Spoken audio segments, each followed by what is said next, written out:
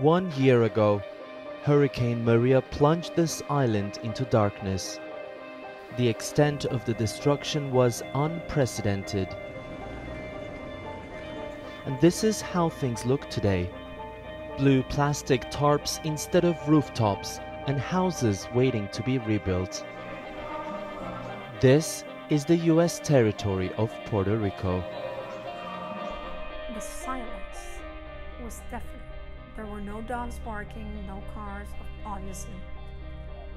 But it was only broken by the sobs and screams of people realizing that their lives were now under rubble. Water inundated large parts of the island, making some towns inaccessible. When you go through a catastrophe of that level, everything gets disrupted.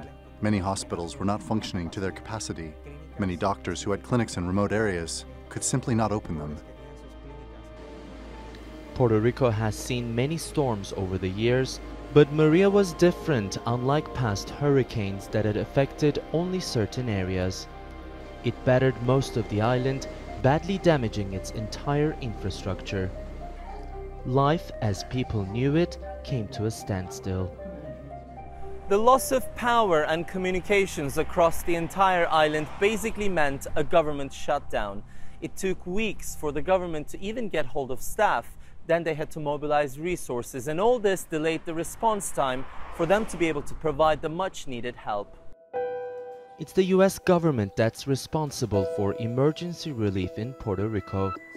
But the mayor of San Juan says the Trump administration didn't act quickly enough. And at some point I said, look, if this doesn't get taken care of, we will see deaths in the thousands.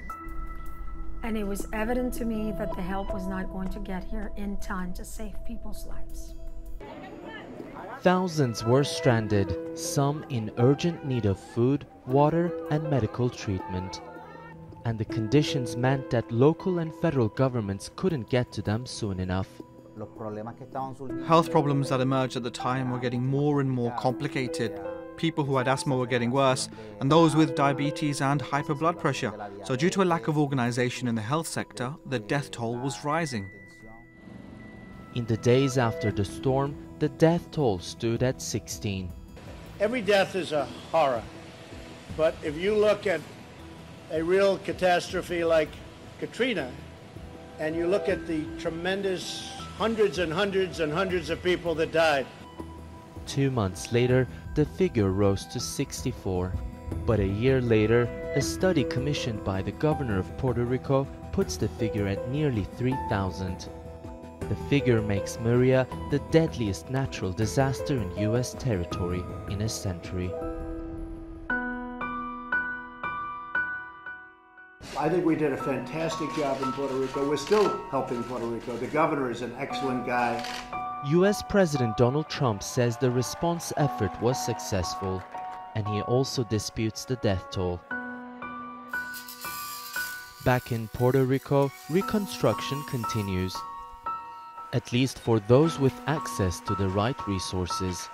Janet is in the military reserves. She was deployed to help in the aftermath of the hurricane, but she couldn't get the help she needed to get her own house fixed. I went to the FEMA office and it was a waste of time because they say that they will help you, but in reality, they don't. Without help from the US, her community helped her begin to rebuild. Amarilis was a teacher, but she quit her job when she realized that months after the hurricane, many of her students were still homeless. So she founded Toldos Pa Mi Gente, which translates to Tarps for My People. It's a grassroots NGO that collects donations and trains local people in construction skills. Can you imagine 250,000 homes without a roof? I still do not see a recovery plan, something organized. It's been a year and you see things are almost the same. If you look around this neighborhood and much of the island, you see blue plastic temporary covers over many houses. an indication that billions of dollars of aid still hasn't reached everyone in need.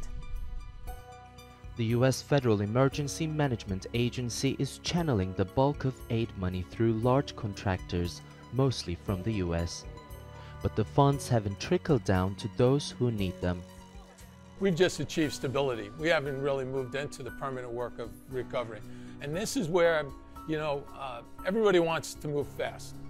There's no doubt about it. But we want speed, not haste. We have to be deliberate. We have to think this through. The governor's plan that came out, the 180-day plan, is an excellent piece of work.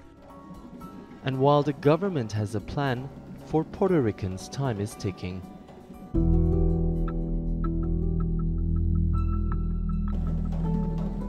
Puerto Rico is a Commonwealth territory caught in debates about U.S. statehood and full independence. Puerto Ricans have U.S. citizenship and the island is integrated into the U.S. economy. It has limited representation in the U.S. Congress, but residents of the island do not get to vote for the U.S. president. It took 2 weeks for Donald Trump to pay a visit to hurricane-hit Puerto Rico.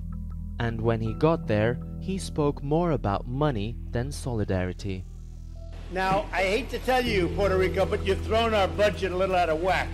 Comments that still plague Puerto Ricans a year on. I think people are now more aware that we must face the challenges as a people on our own. We are aware also that federal aid will be there, might be there, but do not rely on that. Do not depend on that. The Trump administration's approach to the disaster led many Puerto Ricans to question the value of their citizenship. I feel we've been treated as second-class citizens, although our young people are in the armed forces, although the U.S. companies do not pay taxes here, or they have these benefits of very low taxes. I don't think people feel very American now. But tensions between the U.S. and Puerto Rico started long before Maria. Poverty is at 45% and Puerto Rico has about $74 billion in debt. But its special status means there aren't any regulations that would even allow for a bailout. Puerto Rico's relationship with the mainland United States has been a constant debate, but Hurricane Maria has become a turning point. For many Puerto Ricans, it has highlighted the true nature of this relationship and will continue to shape the identity of citizens for generations to come. Ediz Tiyansan, The Newsmakers, San Juan, Puerto Rico.